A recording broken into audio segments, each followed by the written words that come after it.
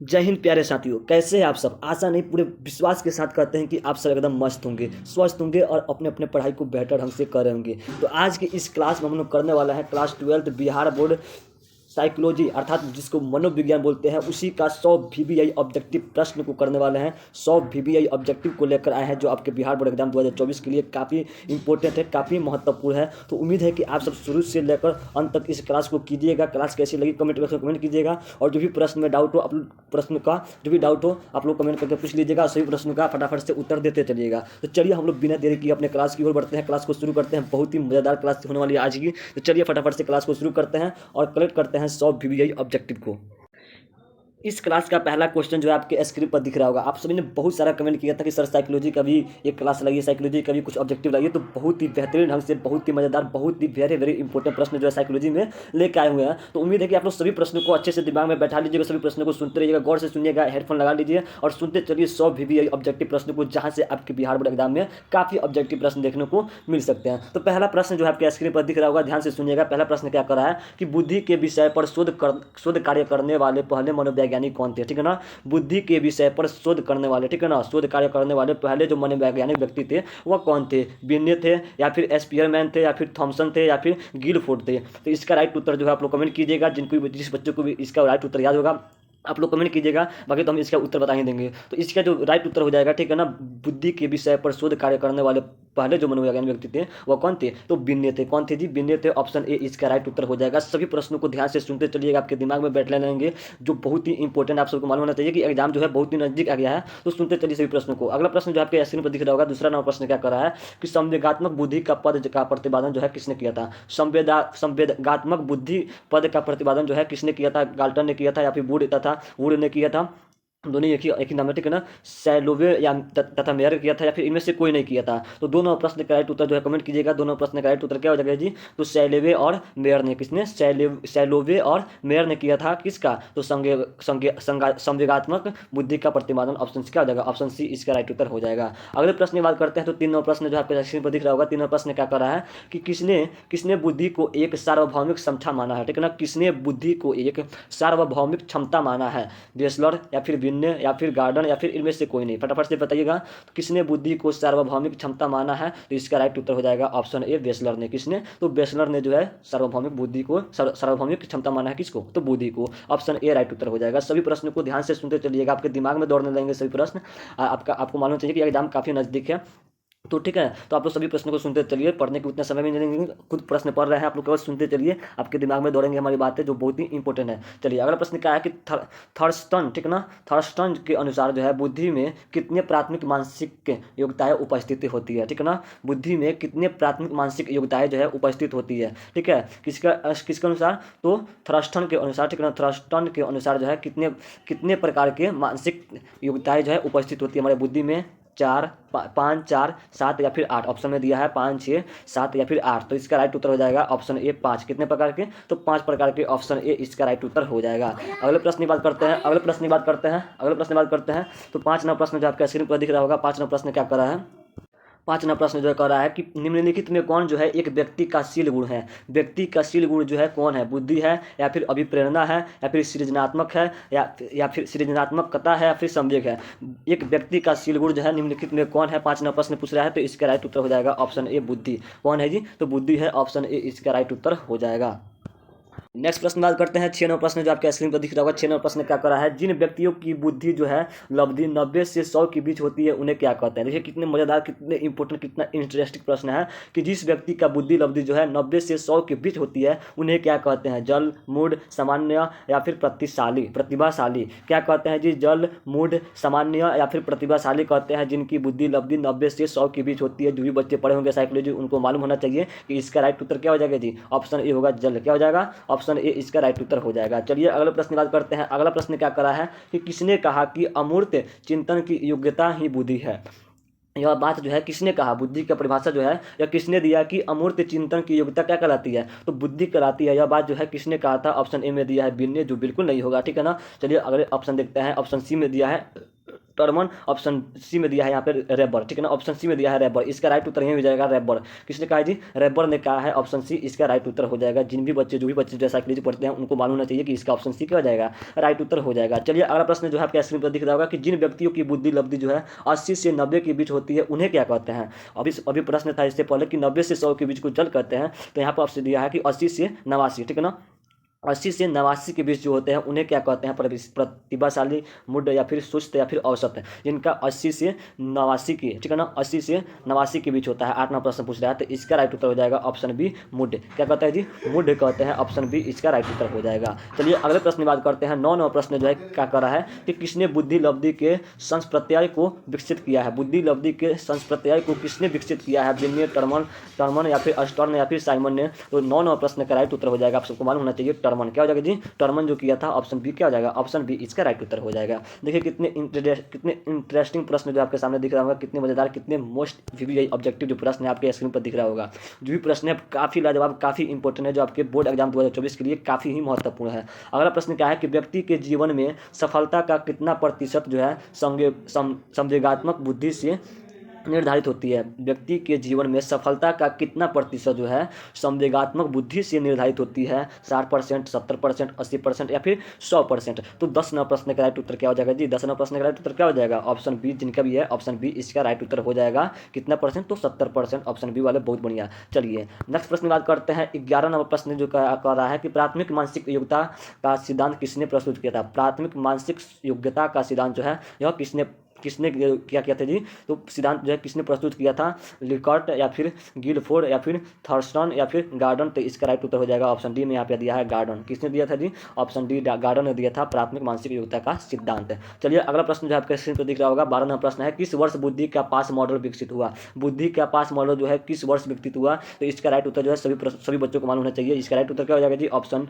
D 1964 में। क्या हो जाएगा, 1964 में। अगले प्रश्न की बात करते हैं। 13वां प्रश्न आपके सामने दिख रहा होगा कि मानसिक उम्र के संप्रत्यय को किसने विकसित किया। मानसिक उम्र के संप्रत्यय को किसने विकसित किया है। मानसिक उम्र की बात कर रहा है, बिन्ने, अस्टर्न या फिर टर्मन या फिर बिन्ने तथा साइमन ने। तो 13वां प्रश्न का राइट उत्तर क्या हो जाएगा, फटाफट से कमेंट कीजिए। इसका राइट उत्तर हो जाएगा ऑप्शन ए बिन्ने ने। किसने किया था, तो बिन्ने ने। बहुत ही लाजवाब, बहुत ही इंपॉर्टेंट प्रश्न है, सभी प्रश्नों को अच्छे से याद कर लीजिएगा, ठीक है ना। काफी प्रश्न जो है यहाँ से आपके बोर्ड एग्जाम में देखने को मिल सकता है, और लास्ट में इसका पीडीएफ बता देंगे कहाँ से आप लोग डाउनलोड कर सकते हैं और कहाँ से सभी 100 इंपॉर्टेंट प्रश्नों को याद भी कर सकते हैं फिर से अपने मन से। तो चलिए अगले प्रश्न करते हैं। बुद्धि के कितने सिद्धांत को एक कार्य सिद्धांत कहा है, ठीक है ना। बुद्धि के किनके सिद्धांत को एक कार्य सिद्धांत कहा गया है, मतलब बुद्धि के कई सारे लोगों ने सिद्धांत दिया है, ठीक है ना। तो किन व्यक्ति के सिद्धांत को एक कार्य सिद्धांत कहा गया, ठीक है ना। बुद्धि के बहुत सारे लोगों ने सिद्धांत दिया है, उसमें से किसी एक व्यक्ति के जो है उसके सिद्धांत को जो है एक कार्य सिद्धांत कहा जाता है। तो वो व्यक्ति कौन है, वही पूछना है कि वो व्यक्ति कौन है। गिलफोर्ड है, नहीं है, गिलफोर्ड नहीं है, ऑप्शन सी में देखते हैं। जेम्स सर्न है, ये भी नहीं है, ऑप्शन सी में है। थर्स्टन ये भी नहीं है, ऑप्शन डी में है बिन्ने इसका राइट उत्तर हो जाएगा ऑप्शन डी, ठीक है ना। ऑप्शन डी वाले बहुत बढ़िया, ऑप्शन डी इसका राइट उत्तर हो जाएगा। बहुत ही लाजवाब, बहुत ही इंपॉर्टेंट प्रश्न है, सभी प्रश्नों को अच्छे से याद कर लीजिएगा। आप ही लोग के कमेंट पर हमने ये जो क्लास लाया है, ठीक है ना, बहुत बच्चे जो कमेंट कर रहे थे सर ऑब्जेक्टिव इसका भी लाइए, साइकोलॉजी का भी, तो आ गया है। तो आप लोग अच्छे से सभी संपूर्ण क्लास को कीजिए। अगला प्रश्न है कि जिस बच्चे की बुद्धि लब्धि जो है 35 से 49 होती है उसे किस श्रेणी में रखा जाता है। 35 से 49 वाले बच्चे को, ठीक है ना, किस श्रेणी में रखा जाता है। इसका राइट उत्तर जो क्या हो जाएगा जी, 15 नंबर का यहाँ पे 100 में मानसिक दुर्बलता, ये भी नहीं होगा। साधारण मानसिक दुर्बलता, इसका राइट उत्तर हो जाएगा ऑप्शन बी में दिया है साधारण मानसिक दुर्बलता, जिनका जो है बुद्धि लब्धि 35 से 49 वर्ष की होती है। चलिए अगला प्रश्न जो है आगमनात्मक जो है तर्कना का उसने बुद्धि का एक कारक बताया है, ठीक है ना। क्या कर रहा है कि आगमनात्मक तर्कना को किसने बुद्धि का एक कारक माना है। 16 नंबर प्रश्न पूछ रहा है, तो इसका राइट उत्तर यहाँ पे ऑप्शन सी में दिया होगा, ठीक है, यहाँ पे सी में दिख रहा होगा आप लोग को। थर्स्टन किसने दिया था जी, तो थर्स्टन ने दिया है, ऑप्शन सी राइट उत्तर हो जाएगा। 17 नंबर प्रश्न बात करते हैं। मनोवैज्ञानिक के बौद्धिक कौशल को किस श्रेणी में रखा जाता है। मनोवैज्ञानिक के बौद्धिक कौशल को जो है किस श्रेणी में रखा जाता है। तो यहाँ पे ऑप्शन इसका राइट उत्तर ऑप्शन यहाँ पे दिया सामान्य कौशल, इसका नहीं होगा। यहाँ पे ऑप्शन बी में दिया है प्रेक्षणात्मक कौशल, ऑप्शन बी इसका राइट उत्तर हो जाएगा। चलिए अगले प्रश्न बात करते हैं, फटाफट से सभी प्रश्नों को करते हैं।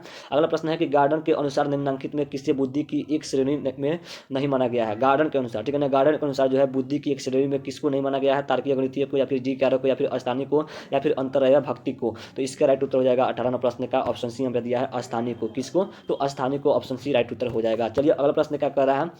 अगला प्रश्न है कि व्यक्ति की किस विशेष क्षेत्र की विशेष योग्यता को क्या कहलाती है? किसी व्यक्ति, ठीक है ना, आप ध्यान से सुनिएगा, व्यक्ति की किसी विशेष क्षेत्र की विशेष योग्यता, ठीक है ना, व्यक्ति की किसी विशेष क्षेत्र की विशेष योग्यता क्या कहलाती है? व्यक्ति की किसी विशेष क्षेत्र की विशेष योग्यता जो है क्या कहलाती है? क्या कहलाती है? तो अभिट क्षमता कहलाती है। अच्छे से याद कर लीजिएगा, अभिट क्षमता कहलाती है। ऑप्शन बी राइट उत्तर हो जाएगा। अगले प्रश्न बात करते हैं। 20वां प्रश्न है, बुद्धि संरचना मॉडल किसने विकसित किया था? बुद्धि का संरचना मॉडल जो है किसने विकसित किया था? 20वां प्रश्न पूछ रहा है, तो सभी बच्चों को मालूम है, सभी बच्चों को मालूम है कि गिलफोर्ड ने किया था। किसने किया था जी? तो गिलफोर्ड ने किया था। ऑप्शन बी इसका राइट उत्तर हो जाएगा। चलिए 21वां प्रश्न आपके स्क्रीन पर दिख रहा होगा कि व्यक्ति की सृजनात्मक की क्षमता को किस मनोवैज्ञानिक ने प्रभावी आश्चर्य का नाम दिया है? ठीक है ना, व्यक्ति की सृजनात्मक क्षमता को किसने जो है प्रभावी आश्चर्य का नाम दिया है? 21वां प्रश्न पूछ रहा है, किसने दिया था जी? तो बुर्नल ने दिया था। ऑप्शन ई में दिया है यहाँ पे, बुर्नल ने दिया था। ऑप्शन ए इसका राइट उत्तर हो जाएगा। अगले नंबर प्रश्न की बात करते हैं, तो अगला नंबर प्रश्न क्या कर रहा है? संवेगात्मक, यहाँ पे दिया है, ठीक है, संवेगात्मक बुद्धि के तत्वों में निम्नलिखित में से किसे नहीं रखा जा सकता है? संवेगात्मक बुद्धि के तत्वों में किसे नहीं रखा जा सकता है? 22वां प्रश्न पूछ रहा है। अपने संवेगों को सही जानकारी रखना, ये तो हो सकता है। स्वयं को प्रेरित करना, ये भी हो सकता है। दूसरे को धमकी देना, यहाँ पे ऑप्शन सी में दिया है, दूसरे को धमकी देना, ये बिल्कुल गलत है, इसको नहीं रख सकते हैं, ठीक है ना। ऑप्शन सी इसका राइट उत्तर हो जाएगा। चलिए अगला प्रश्न जो है 23वां प्रश्न आपके सामने दिख रहा होगा कि जिस बच्चे की बुद्धि लब्धि जो है 33 से 49 होती है, उसे किस श्रेणी में रखा जाता है? 33 से 49, ठीक है ना, 33 से 49 वालों को किस श्रेणी में रखा जाता है? इससे पहले जो था 35 से 49 को साधारण में, 35 से 49 को साधारण में था। इससे पहले वाला जो प्रश्न था यहाँ पे पूछा है 33 से 49 वालों को, 33 से 49 वालों को किस श्रेणी में रखते हैं जी? तो यहाँ पे आप लोग ऑप्शन दिख रहे हैं, यहाँ पे अति गंभीर दुर्बलता, जिनका भी बुद्धि लब्धि क्या है 33 से 49 होती है, वह अति गंभीर दुर्बलता है, ठीक है ना, अति गंभीर दुर्बलता में रखा जाता है उन बच्चों को। ऑप्शन डी इसका राइट उत्तर हो जाएगा। चलिए अगला प्रश्न क्या कर रहा है? उम्मीद है कि आप सभी को हमारी बातें जो है समझ में आ रही होगी। सभी प्रश्न जो है इंटरेस्टिंग आप लोग को लग रहे होंगे, सभी प्रश्न जो है इंपॉर्टेंट है, बहुत ही इंपॉर्टेंट है। आप सभी प्रश्नों को अच्छे से सुनते जाइए, याद करते जाइए। अगला प्रश्न है कि बुद्धि के दबी कारक सिद्धांत का प्रतिपादन किसने किया था? बुद्धि के दबी कारक सिद्धांत का प्रतिपादन जो है किसने किया था? 24वां प्रश्न पूछ रहा है। ऑप्शन ए में दिया है चार्ल्स स्पीयरमैन, इसका राइट उत्तर यही हो जाएगा। ऑप्शन ए इसका राइट उत्तर हो जाएगा, ठीक है ना, चार्ल्स स्पीयरमैन ने किया था। ऑप्शन ए राइट उत्तर हो जाएगा। नेक्स्ट प्रश्न बात करते हैं, आप लोग अच्छे से रिविजन कर लीजिए सभी प्रश्नों का। निम्नलिखित में से कौन जो है सृजनात्मक चिंतन की अवस्था नहीं है? सृजनात्मक चिंतन की अवस्था इनमें से कौन नहीं है? ऑप्शन ए में दिया सत्यापन, उद्भावन, धारणा या फिर तैयारी। तो इसका राइट उत्तर क्या हो जाएगा जी? ऑप्शन ए इसका राइट उत्तर हो जाएगा, सत्यापन। क्या हो जाएगा? सत्यापन जो है सार्वजनिक चिंतन की अवस्था नहीं है। 26वां प्रश्न जो है दिख रहा होगा। 26वां प्रश्न क्या करा कि बुद्धि के बहुतत्व सिद्धांत का प्रतिपादन किसने किया था? बुद्धि के बहुतत्व सिद्धांत का प्रतिपादन जो है किसने किया था? थर्स्टन या फिर बिन्ने या फिर रेबर या फिर स्पीयरमैन ने। किसने किया था जी? किसने किया था? ऑप्शन ए यहाँ पे इसका राइट उत्तर हो जाएगा, थर्स्टन ने। किसने किया था? थर्स्टन ने। ऑप्शन ए इसका राइट उत्तर हो जाएगा। अगला प्रश्न जो है आपके सामने दिख रहा होगा कि थार्नडाइक ने बुद्धि को कितने वर्गों में विभाजित किया है? बुद्धि को कितने वर्गों में विभाजित किया है? किसने? थार्नडाइक ने। थार्नडाइक के अनुसार बुद्धि जो है कितने भागों में विभाजित किया गया है? 27वां प्रश्न पूछ रहा है, 5, 3, 6 या फिर 2। तो इसका राइट उत्तर हो जाएगा ऑप्शन बी 3। कितने जी?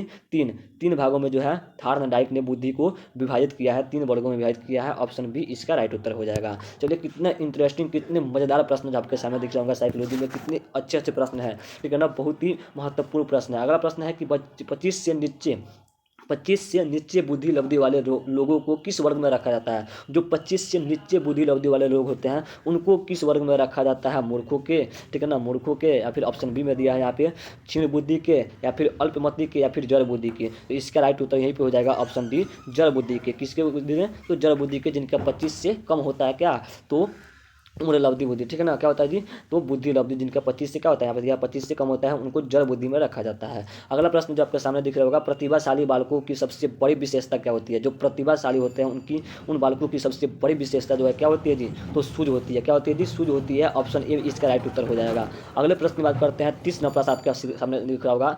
गार्डनर ने अभी तक कुल कितने प्रकार के बुद्धि का पहचान किया है? गार्डनर ने, ठीक है ना, गार्डनर ने अभी तक कुल कितने प्रकार के बुद्धि का पहचान किया है? कितने प्रकार के बुद्धि का पहचान किया है जी? तो 8 प्रकार के। कितने प्रकार के?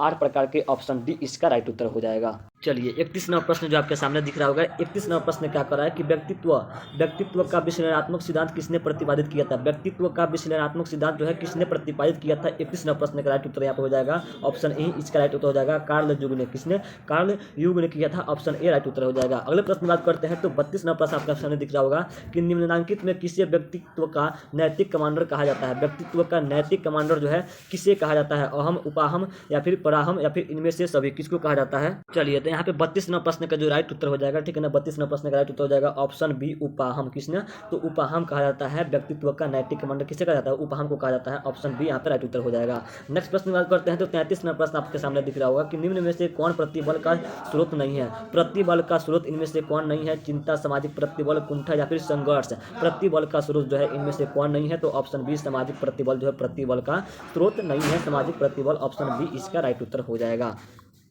चलिए, तो 34 नंबर प्रश्न आपके सामने दिख रहा होगा। 34 नंबर प्रश्न क्या कर रहा है कि बच्चे में स्व का विकास जो है किस आयु में होने लगता है? बच्चे में स्व का विकास जो है किस आयु में होने लगता है? 1 वर्ष में या फिर तीसरे वर्ष में या फिर दूसरे वर्ष में या फिर 6 महीना में? तो कितने वर्ष में होने लगता है जी? तो दूसरे वर्ष में होने लगता है। ऑप्शन बी ऑप्शन सी यहाँ पे राइट उत्तर हो जाएगा, ठीक है ना, दूसरे वर्ष में। चलिए अगले प्रश्न बात करते हैं। 35 नंबर प्रश्न जो आपके सामने दिख रहा होगा, 35 प्रश्न क्या कर रहा है? व्यक्तित्व के शीलगुण उपागम में अग्रणी मनोवैज्ञानिक किसे कहा जाता है? व्यक्तित्व के शीलगुण उपागम में अग्रणी मनोवैज्ञानिक जो है किसे कहा जाता है?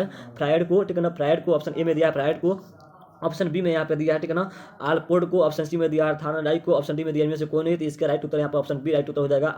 आलपोर्ट को, ऑप्शन बी राइट उत्तर हो जाएगा। नेक्स्ट प्रश्न बात करते हैं। किसने कहा कि जन्म क्रम जो है व्यक्तित्व का निर्धारण है? ठीक है ना, जन्म क्रम जो है व्यक्तित्व का निर्धारक है, ठीक है ना, किसने कहा है? यूंग ने, कार्डिनल ने, या फिर फॉर्म ने, या फिर एल्डर ने? तो इसका राइट उत्तर हो जाएगा 36वें प्रश्न का एल्डर ने। किसने कहा था? तो एल्डर ने, इसका राइट उत्तर हो जाएगा, ठीक है ना। यहाँ पे जितने सारे प्रश्न है बहुत ही इंपॉर्टेंट है, सभी प्रश्नों को याद करते चलिएगा।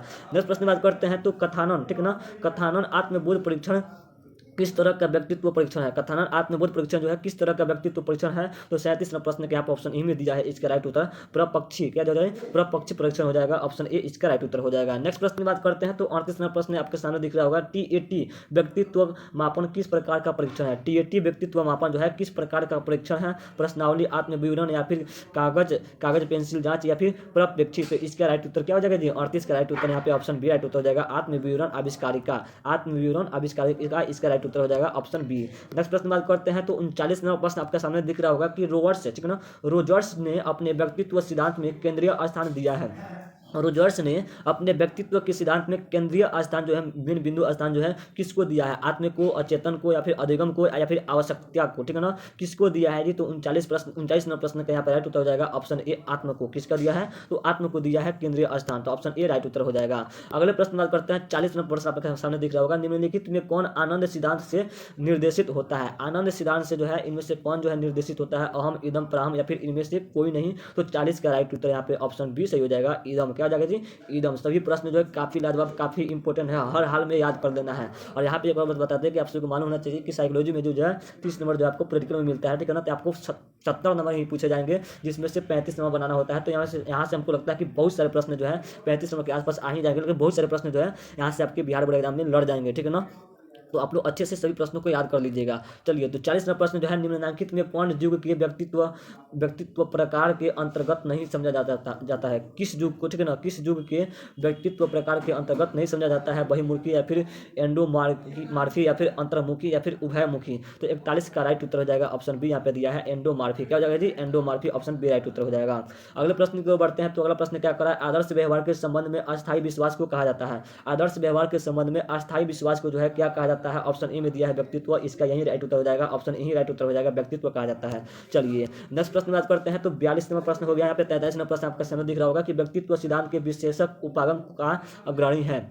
व्यक्तित्व सिद्धांत के विशेषक उपागम का अग्रणी जो है कौन है? फ्रायड है, या फिर यूंग है, या फिर आलपोर्ट है, या फिर क्रेसमर है? तो इसका राइट उत्तर क्या हो जाएगा जी? 43 नंबर प्रश्न का राइट उत्तर ऑप्शन सी हो जाएगा, आलपोर्ट हो जाएंगे। चलिए, अगला नंबर प्रश्न है 44 नंबर प्रश्न आपके सामने दिख रहा होगा कि निम्नलिखित में कौन युग के व्यक्तित्व प्रकार के अंतर्गत समझा जाता है? ठीक है ना, कौन युग के व्यक्तित्व प्रकार के अंतर्गत समझा जाता है? अंतर्मुखी, गोलाकार, लंबाकार, या फिर आयताकार? तो 44 का राइट उत्तर यहाँ पे ऑप्शन ए हो जाएगा, अंतर्मुखी। चलिए, बहुत बढ़िया, कितनी बहुत ही इंपॉर्टेंट प्रश्न है। अगला नंबर प्रश्न है कि कौन थार्नडाइक के सीखने का नियम नहीं है? थार्नडाइक के सीखने का नियम जो है इसमें से कौन नहीं है? ब्रह्म साहचर्य है, या फिर तत्परता, यहाँ पे क्या लिखा है, एक सेकंड देख लेते हैं। हाँ, तप्त रहता है, या फिर अभ्यास है, या फिर प्रभाव का नियम है? तो इसका राइट उत्तर क्या हो जाएगा जी? कौन थार्नडाइक के सीखने का नियम नहीं है? तो 45 नंबर प्रश्न का राइट उत्तर हो जाएगा ऑप्शन डी, प्रभाव का नियम। क्या हो जाएगा जी? तो प्रभाव का नियम, ऑप्शन डी इसका राइट उत्तर हो जाएगा।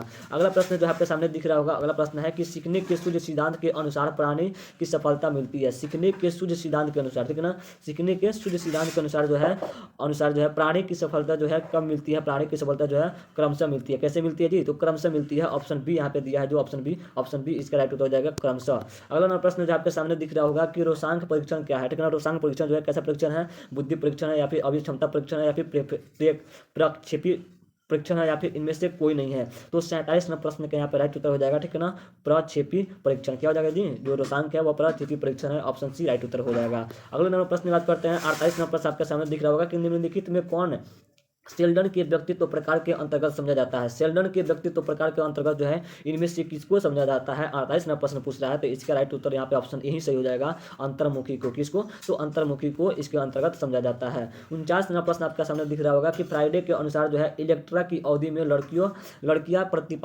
लड़कियां जो प्रतियोगिता करती है, ठीक है ना।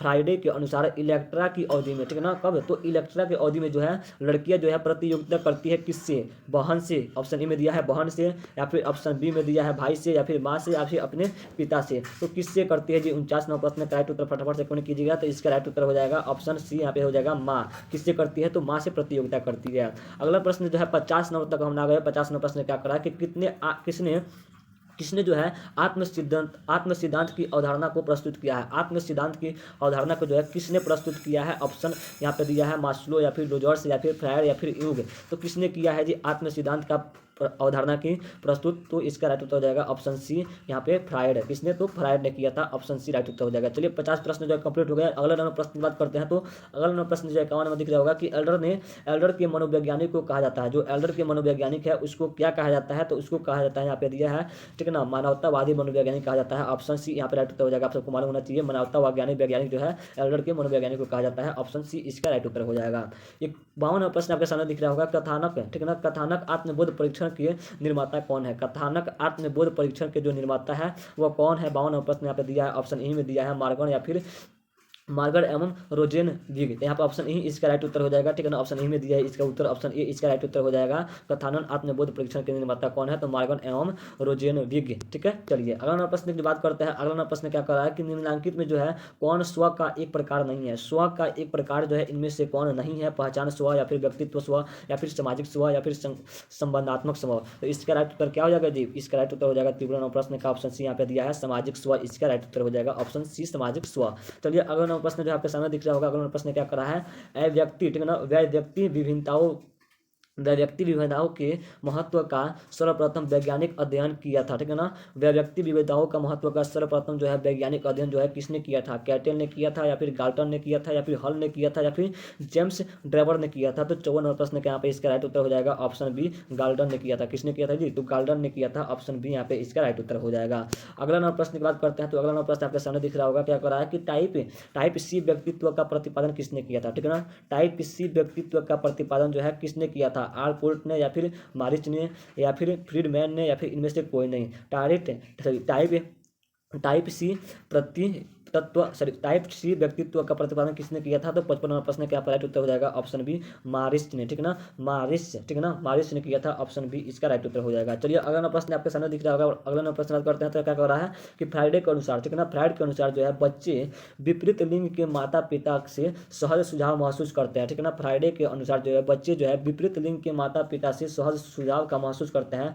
इसे क्या कहा जाता है, इसको जो है क्या कहा जाता है, जो बच्चे जो है विपरीत लिंग के माता पिता से सहज सुझाव का महसूस करते हैं। रक्षा युक्ति कहा जाता है, ये तो नहीं कहा जाता है। ऑप्शन बी में दिया है पराहम कहा जाता है, ये भी नहीं कहा जाता है। ऑप्शन सी में यहाँ पे दिया है, ठीक है ना, ऑप्शन सी में एडिपस या फिर इलेक्ट्रा मनोग्रंथि। तो इसका यही राइट उत्तर हो जाएगा ऑप्शन सी, एडिपस या फिर इलेक्ट्रा मनोग्रंथि कहा जाता है। ऑप्शन सी राइट उत्तर हो जाएगा। चलिए अगला प्रश्न जो आपके सामने दिख रहा होगा कि किसने आत्मसिद्ध की अवधारणा को प्रस्तुत किया था। आत्मसिद्ध की अवधारणा को किसने प्रस्तुत किया था, ठीक है ना, फटाफट से बताइएगा। आत्मसिद्ध की अवधारणा को किसने प्रस्तुत किया था। तो 57 प्रश्न का राइट उत्तर हो जाएगा यहाँ पे ऑप्शन सी, फ्रायड ने। किसने किया था, तो फ्रायड ने किया था, ऑप्शन सी इसका राइट उत्तर हो जाएगा। अगला नंबर प्रश्न जो आपके सामने दिख रहा होगा। अगला नंबर प्रश्न क्या करा है कि ड्रा ए पर्सन परीक्षण का निर्माण जो है किसके द्वारा किया गया था। ड्रा ए पर्सन परीक्षण का जो निर्माण है किसके द्वारा किया गया था। स्टैनफोर्ड, या फिर वेस्लर, या फिर रोजेन विग, या फिर इनमें से कोई नहीं। तो 58 प्रश्न का राइट उत्तर हो जाएगा ऑप्शन सी, यहाँ पे दिया है रोजेन बिग। किससे किया था, तो रोजेन बिग के द्वारा किया गया था। ऑप्शन सी इसका राइट उत्तर हो जाएगा।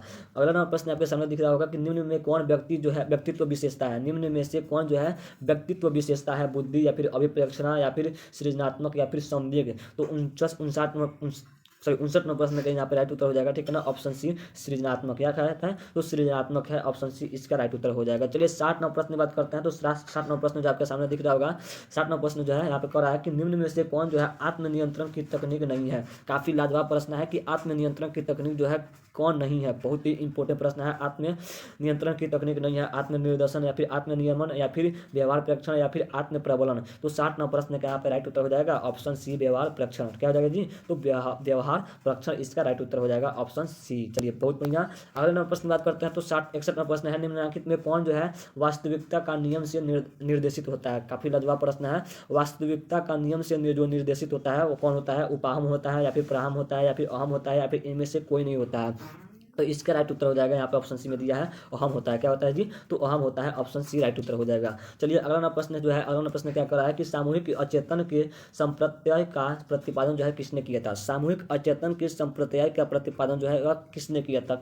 काफी इंपोर्टेंट प्रश्न है। युग ने किया था या फिर एल्डर ने किया था या फिर फ्रायड ने किया था या फिर इनमें से कोई नहीं किया था। 62वां प्रश्न पूछ रहा है। तो आप सबको मालूम होना चाहिए कि ये जो प्रतिपादन किया था वो किसने किया था, तो युग ने किया था। किसने किया था जी, तो युग ने किया था, ऑप्शन ए इसका राइट उत्तर हो जाएगा। सभी प्रश्नों को ध्यान से सुनते चलिए, पढ़ते चलिए, अच्छे से याद करते चलिए, ठीक है ना। चलिए अगला नंबर प्रश्न जो क्या कर रहा है कि निम्नलिखित में कौन स्व अर्थात कि अहम का संज्ञात्मक जो है पहलू है। स्व मतलब होता है अहम, अहम का जो है संज्ञात्मक पहलू जो है इनमें से कौन है, ठीक है ना। 63 नंबर प्रश्न पूछ रहा है। आप ऑप्शन ए में दिया है आत्म संप्रत्यय, जो बिल्कुल गलत है, ये नहीं होगा, ठीक है ना। चलिए ऑप्शन बी में दिया है आत्म सक्षमता, ये भी नहीं होगा। ऑप्शन सी, ऑप्शन सर यहाँ पे दोनों होगा, ठीक है ना। ऑप्शन सी में, यहाँ पे सी में दिया है और ऑप्शन डी में दिया, यहाँ पे सब हो गया, ठीक है ना। यहाँ पे सब हो जाएगा, यहाँ पे ऑप्शन डी इसका राइट उत्तर हो जाएगा। सभी इनमें से सभी जो है यह क्या है जी, तो इसका राइट उत्तर हो जाएगा इनमें से सभी जो है वह क्या है, तो अहम अर्थात कि स्व का संज्ञात्मक जो पहलू है, ऑप्शन सी, ऑप्शन डी इसका राइट उत्तर हो जाएगा इनमें से सभी। चलिए बहुत बढ़िया। अगला नंबर प्रश्न जो आपके सामने दिख रहा होगा, अगला नंबर प्रश्न क्या कर रहा है कि व्यक्तित्व विकास का सही क्रम क्या है। व्यक्तित्व विकास का सही क्रम क्या है, ठीक है ना। अहम, प्राहम या फिर इदम, ठीक है ना। ऑप्शन ए में दिया है, ऑप्शन बी में दिया है इदम अहम या फिर प्राहम, ऑप्शन सी में दिया है इदम प्राहम या फिर अहम, ऑप्शन डी में दिया है प्राहम अहम या फिर इदम। तो इसका राइट उत्तर क्या हो जाएगा जी, आपको बताइए कि इसका राइट उत्तर क्या हो जाएगा। तो 64वां प्रश्न का राइट उत्तर हो जाएगा यहाँ पे ऑप्शन सी इदम प्राहम और अहम। इदम प्राहम अहम होता है, इस लकार होता है, ऑप्शन सी यहाँ पे इसका राइट उत्तर हो जाएगा 64वां प्रश्न का। चलिए 65वां प्रश्न जो आपके सामने दिख रहा होगा, 65वां प्रश्न क्या करा कि रोजर्स ने, ठीक है ना, रोजर्स ने अपने व्यक्तित्व सिद्धांत में केंद्रीय स्थान दिया था। रोजर्स ने अपने व्यक्तित्व के सिद्धांत में केंद्रीय स्थान जो है किसको दिया था। 65वां प्रश्न पूछा है, तो किसको दिया था जी, तो सबको दिया था। किसने किया था, सबको दिया था, ऑप्शन ए इसका राइट उत्तर हो जाएगा। बहुत बढ़िया। चलिए कितने मजेदार, कितने इंपोर्टेंट प्रश्न है इसमें, जो काफी लाजवाब प्रश्न है और जो काफी इंपोर्टेंट, काफी भी प्रश्न है। सभी प्रश्नों को अच्छे से याद कर लीजिएगा। लास्ट में इसको बता देंगे पीडीएफ कहाँ से डाउनलोड कीजिएगा और पीडीएफ को डाउनलोड करके उसका एक सेट लगा लीजिएगा, है ना। पहले यहाँ पे पढ़ लीजिए, उत्तर जो आपके दिमाग में सेट हो जाएंगे, फिर उसके बाद पीडीएफ को डाउनलोड करके वहाँ पे उसको अपने से उसका आंसर बना लीजिएगा, आपके दिमाग में एकदम से सेट हो जाएंगे। चलिए तो अगला नंबर प्रश्न है, फ्राइडे के अनुसार जो है मन के आक्रात्मक जो मॉडल है क्या है।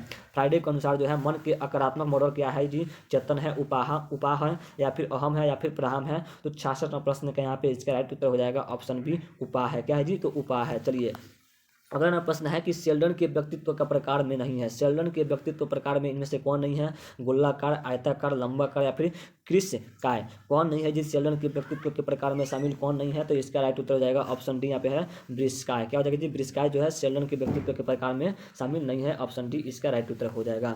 चलिए अगला ना प्रश्न जो है सामने दिख रहा होगा कि आत्म को किस रूप में समझा जा सकता है। काफी इंपोर्टेंट प्रश्न है, काफी लाजवाब प्रश्न है कि आत्म को किस रूप में समझा जा सकता है। 68वां प्रश्न कर रहा है। तो आत्म को आत्मगत और वस्तुगत दोनों रूप में, अर्थात ऑप्शन सी में यहाँ पे दिया है आत्मगत और वस्तुगत दोनों रूप में समझा जा सकता है आत्म को। यहाँ पर ऑप्शन क्या हो जाएगा, ऑप्शन सी इसका राइट उत्तर हो जाएगा। चलिए अगला प्रश्न जो है 69वां प्रश्न आपके सामने दिख रहा होगा कि आत्म के बारे में बच्चों की धारणा, ठीक ना, आत्म के बारे में बच्चों की धारणा को स्वरूप देने में किसकी भूमिका जो है अहम होती है। काफी लाजवाब प्रश्न है, काफी इंपॉर्टेंट प्रश्न है, भी यही प्रश्न है कि आत्म के बारे में बच्चों की धारणा को स्वरूप देने में जो है किसकी भूमिका अहम होती है, किसकी भूमिका अहम होती है। तो किसकी भूमिका अहम होती है जी, तो यहाँ पे ऑप्शन ए में दिया है माता पिता मित्रों या फिर शिक्षकों। तो यहाँ पे सभी की भूमिका जो क्या होती है जी, अहम होती है, माता पिता मित्रों, ठीक है ना, सभी का जो भूमिका है एकदम अहम होती है। इसका राइट उत्तर ऑप्शन डी से हो जाएगा, इनमें से सभी।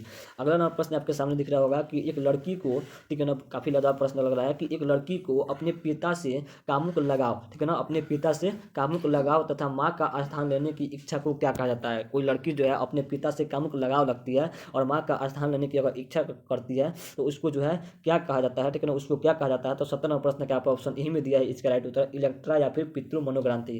क्या कहते हैं जी, तो इलेक्ट्रा या फिर पितृ मनोग्रांथि कहते हैं, ऑप्शन ए इसका राइट उत्तर हो जाएगा। बहुत ही इंपॉर्टेंट प्रश्न है, अच्छे से याद कर लीजिएगा। अगला नंबर प्रश्न जो है, कैटल ने व्यक्तित्व के शीलगुण गुच्छों की संख्या बतलाया है।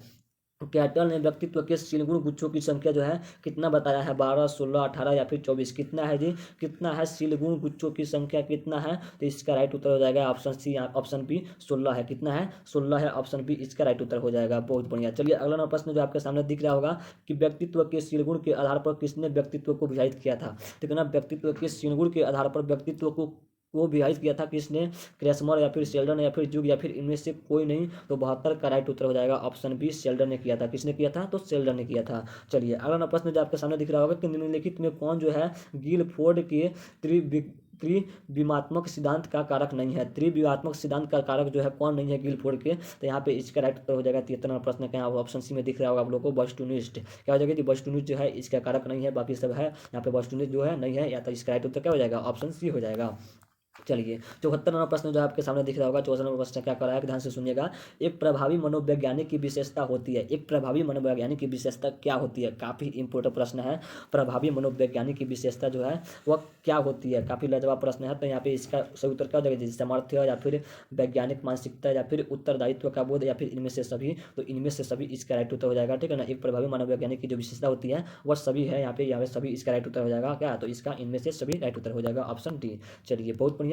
अगला प्रश्न जो है, स्व के विभिन्न पक्ष की संख्या क्या है। स्व के विभिन्न पक्ष की संख्या जो है क्या है, 7 है, 6 है, 4 है या फिर 8 है। तो 75 नंबर प्रश्न का राइट उत्तर हो जाएगा ऑप्शन सी, 4 है। कितनी है जी, स्व के विभिन्न पक्ष की संख्या 4 है। अच्छे से याद कर लीजिएगा, काफी लाजवाब काफी इंपोर्टेंट प्रश्न है। 76 नंबर प्रश्न है कि निम्नलिखित में किसी स्व का पक्ष नहीं माना जाता है। 4 होते हैं, जिनमें चारों में से किसको जो है स्व का पक्ष जो माना जाता है, तो सदक्षता या फिर आत्मगौरव या फिर आत्म पहचान या फिर इनमें से सभी। तो यहाँ पे इसका राइट उत्तर हो जाएगा ऑप्शन डी, इनमें से सभी को क्या माना जाता है, तो स्व का पक्ष माना जाता है, ऑप्शन डी राइट उत्तर हो जाएगा। चलिए अगला नंबर प्रश्न जो है, टाइप ए एवं बी के व्यक्तित्व का प्रतिपादन किसने किया था। टाइप ए एवं बी के व्यक्तित्व का प्रतिपादन जो है किसने किया था, 77 नंबर प्रश्न पूछ रहा है। तो यहाँ पर ऑप्शन ए में इसका राइट उत्तर दिया है, फ्रीडमैन को का किया था। किसने किया था, फ्रीडमैन ने किया था, ऑप्शन ए इसका राइट उत्तर हो जाएगा। टाइप ए और बी के व्यक्तित्व का प्रतिपादन फ्रीडमैन ने किया था। चलिए अगला प्रश्न जो है, टाइप ए प्रकार के व्यक्तित्व में इनमें से कौन सी विशेषता पाई जाती है। जो टाइप ए प्रकार के व्यक्तित्व के जो व्यक्ति होते हैं उनमें जो है इनमें से कौन सी विशेषता जो है पाई जाती है। 78 नंबर प्रश्न पूछ रहा है, प्रतियोगी भावना या फिर आत्म आक्रमता या फिर बेसब्री या फिर इनमें से सभी। तो इनमें से सभी इसका राइट उत्तर हो जाएगा। सभी जो है उनमें क्या है, सभी उनकी विशेषता है, किनके, टाइप ए प्रकार के व्यक्तित्व की सभी विशेषता है। यहाँ पे इनमें से सभी राइट उत्तर हो जाएगा। सभी प्रश्नों को ध्यान से सुनते चलिए, याद करते चलिए, मंजिल के काफी करीब आ चुके हैं लोग। चलिए अगला प्रश्न जो है, एमपीपी, ठीक है ना, एमपीपीआई आविष्कारिका किसने विकसित किया। एमपीपीआई आविष्कारिका जो है किसने जो है विकसित किया है, ठीक है ना। तो इसका राइट उत्तर यहाँ पे ऑप्शन बी राइट उत्तर हो जाएगा, थावे, ठीक है ना, हाथवे या फिर हाथवे तथा मैकिनले, ठीक है ना, हाथवे तथा मैकिनले ने किया था, ठीक है ना, ऑप्शन बी यहाँ पे राइट उत्तर हो जाएगा। चलिए अगला प्रश्न जो है, 80 नंबर प्रश्न आपके सामने दिख रहा होगा। 80 नंबर प्रश्न क्या करा कि किसने व्यक्तित्व को पूर्ण रूप से कार्यशील माना है। व्यक्तित्व जो है पूर्ण रूप से कार्यशील है, यह किसने माना है, 80 नंबर प्रश्न पूछ रहा है। तो यह माना है कार्ल लोजर्स ने। किसने माना है जी, तो कार्ल लोजर्स ने माना है। यहाँ पे ऑप्शन ए ही इसका राइट उत्तर हो जाएगा। चलिए अगला प्रश्न आपके सामने दिख रहा होगा, 81 नंबर प्रश्न क्या करा कि व्यक्ति का कारक जो है विश्लेषण सिद्धांत का प्रतिपादन किसने किया था। व्यक्ति का कारक विश्लेषण जो है इसका सिद्धांत का जो है प्रतिपादन जो है किसने किया था। 81 नंबर प्रश्न है। तो 81 नंबर प्रश्न के यहाँ पे ऑप्शन सी आपको दिख रहा होगा, कैटन ने किया था। किसने किया था, तो कैटन ने किया था, ऑप्शन सी इसका राइट उत्तर हो जाएगा।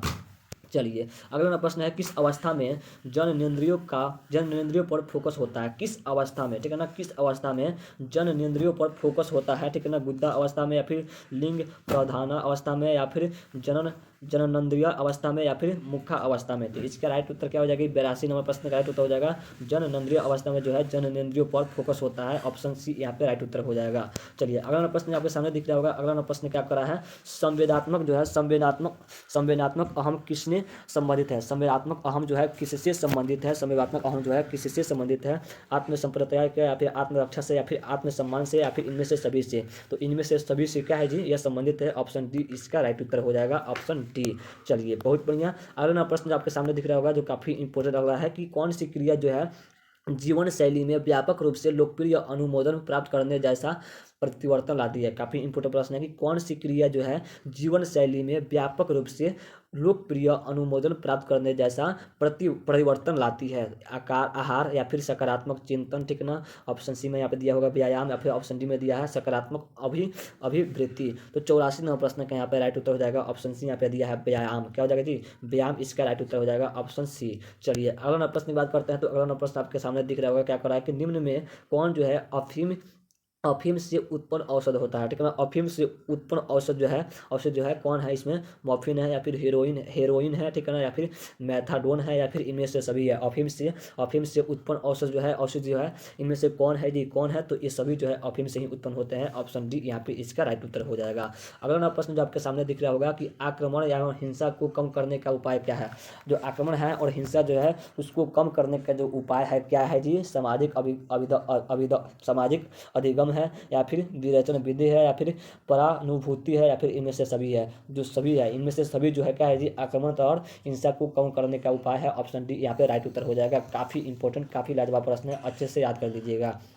अगला नंबर प्रश्न क्या है, निम्नलिखित में कौन संघर्ष समाधान युक्ति है। संघर्ष समाधान युक्ति जो है इनमें से कौन है, समझौता, वार्ता, या फिर पारस्परिक संपर्क, या फिर अनुकूल विधान, या फिर इनमें से सभी। तो इनमें से सभी जो है वो क्या है, तो संघर्ष समाधान की युक्ति है। ऑप्शन डी यहाँ पे राइट उत्तर हो जाएगा।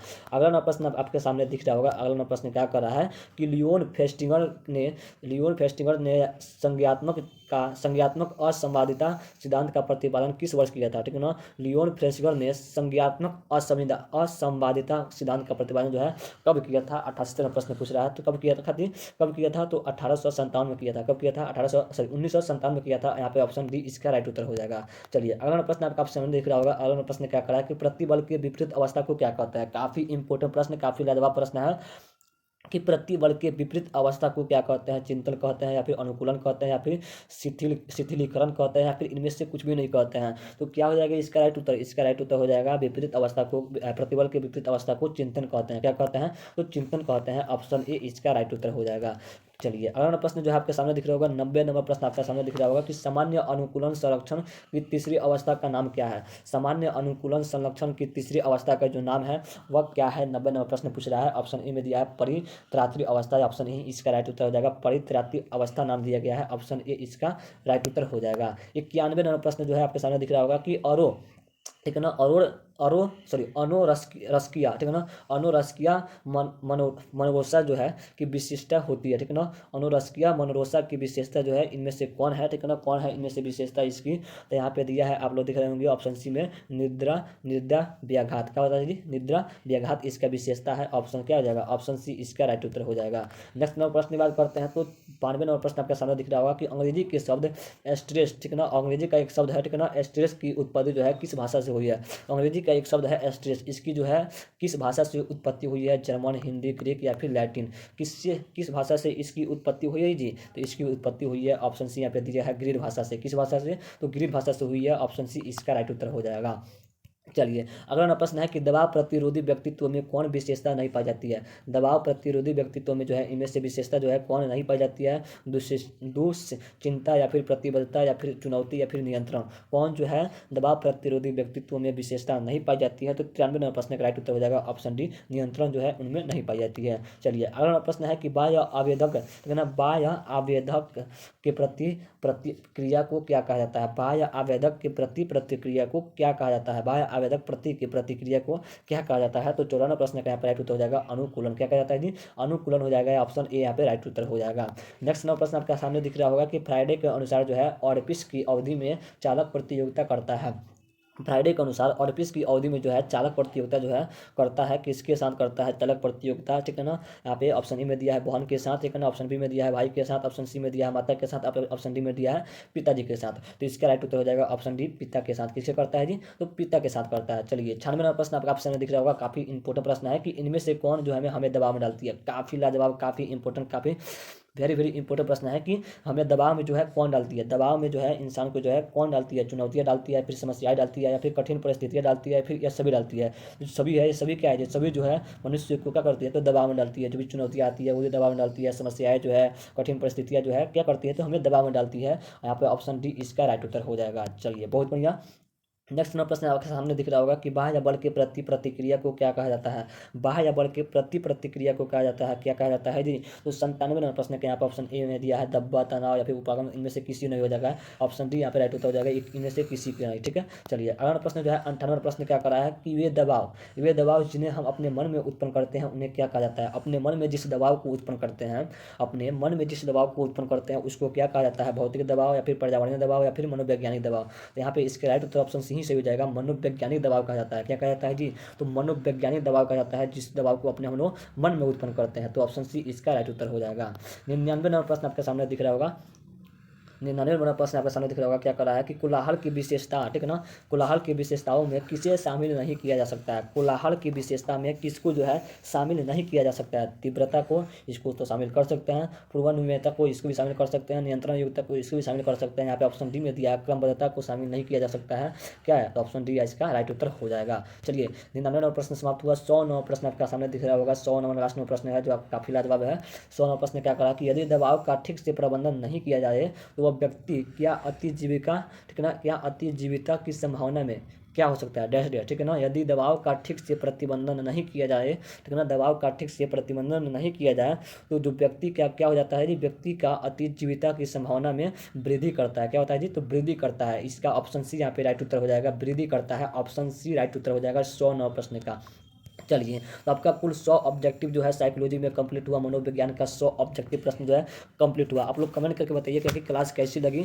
बता देते हैं कि इसका पीडीएफ नोट्स कहाँ से मिलेगा। तो इसका पीडीएफ लेने के लिए आप लोग वीडियो के डिस्क्रिप्शन में एक लिंक दिया होगा, ठीक है ना। एसडीएम आर्ट्स क्लासेज का एक ग्रुप दिया होगा, ठीक है ना, व्हाट्सएप ग्रुप है, एसडीएम आर्ट्स क्लासेज का व्हाट्सएप ग्रुप है। उस ग्रुप में ज्वाइन हो जाइएगा, ठीक है ना। वहाँ पे इसका पीडीएफ नोट्स प्रोवाइड कर दिया जाएगा और वहाँ से आप लोग अच्छे से सभी 100 प्रश्नों का एक सेट लगा लीजिएगा, अच्छे से याद कर दीजिएगा, जो आपके बिहार बोर्ड एग्जाम 2024 के लिए काफ़ी लाजवाब, काफ़ी इंपॉर्टेंट प्रश्न है। तो चलिए मिलते हैं नेक्स्ट क्लास में। अगर चैनल पर नए हैं तो सब्सक्राइब कर दीजिएगा और वीडियो को लाइक कर दीजिए। चलिए तो वीडियो देखने के लिए आपका धन्यवाद।